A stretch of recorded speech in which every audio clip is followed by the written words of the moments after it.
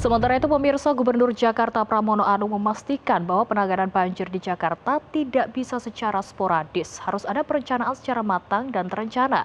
Pemprov Jakarta sendiri telah menggerakkan sekitar 1.200 mesin pompa air di sejumlah titik rawan banjir. Jadi seperti tadi pagi saya kan ada di Cilangkap, di waduk yang akhirnya saya rubah menjadi waduk Batu Licin. Memang penanganan untuk banjir di Jakarta tidak bisa bersifat sporadis. Yang paling utama sekarang ini semuanya kita siagakan, ada 1.200 pompa, kurang lebih 600 pompa yang portable, 600 pompa yang mobile, dan kalau lihat sekarang curah hujan yang seperti ini, dulu pasti udah genangan di mana-mana. Sekarang ini karena selalu kita siagakan, termasuk sekarang di Ancol memang ada kenaikan permukaan air, langsung kita pompa. Sehingga dengan demikian memang penanganannya harus yang bersifat jangka pendek, jangka menengah. Kalau jangka panjangnya udah terlalu panjang lah untuk dipikirkan. Sehingga dengan demikian itu yang tetap akan kita lakukan dalam penanganan untuk banjir di Jakarta.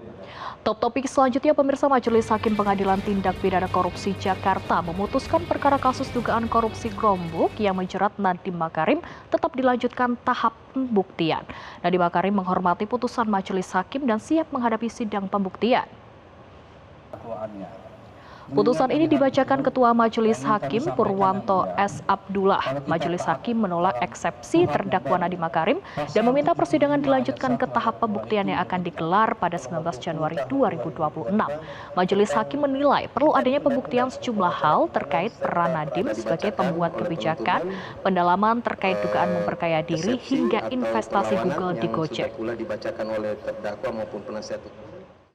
Pembacaan putusan atas perlawanan atau eksepsi yang diajukan terdakwa maupun penasihat hukumnya, yang pada pokoknya menyatakan bahwa terhadap eksepsi atau perlawanan terdakwa maupun penasihat hukumnya tidak dapat diterima, dan menyatakan surat dakwaan sah menurut hukum dan memerintahkan untuk pemeriksaan perkara terdakwa dilanjutkan.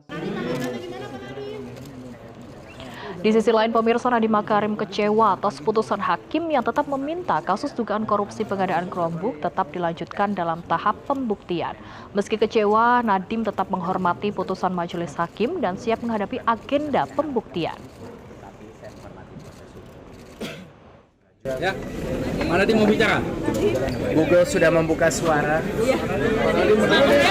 Google sudah membuka suara dan nanti akan terbukti juga. 9 miliar yang tidak sama sekali diterima saya, dan itu adalah kekeliruan investigasi. Semuanya akan terbuka, satu persatu fakta akan terbuka. Terima kasih. Terima kasih. Penolakannya tadi bagaimana Pak Nadiem? Pembuktiannya, persiapannya bagaimana Pak? Saya memang kecewa.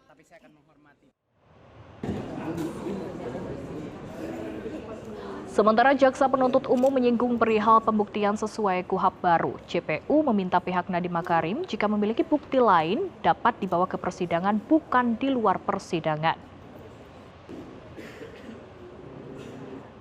Pembuktian di KUHP yang baru itu, nah mungkin kita sama-sama baca literasi yang inilah, yang lebih dalam. Jadi penasihat hukum dan terdakwa tuh dia punya hak untuk mencari alat bukti sendiri untuk dia bawa ke persidangan. Nah, kalau dia merasa alat bukti yang disampaikan oleh penuntut umum, jadi alat bukti itu hanya disampaikan di persidangan, Mbak.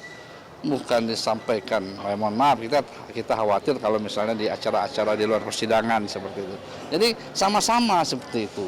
Jadi harus dihadirkan di persidangan alat bukti itu karena azasnya jelas kesetaraan antara penuntut umum, advokat maupun terdakwa dalam hal membuktikan, sama-sama membuktikan apakah perbuatan terdakwa ini ada kesalahan, ada perbuatan. Jelajahi cara baru mendapatkan informasi. Download Metro TV Extend sekarang.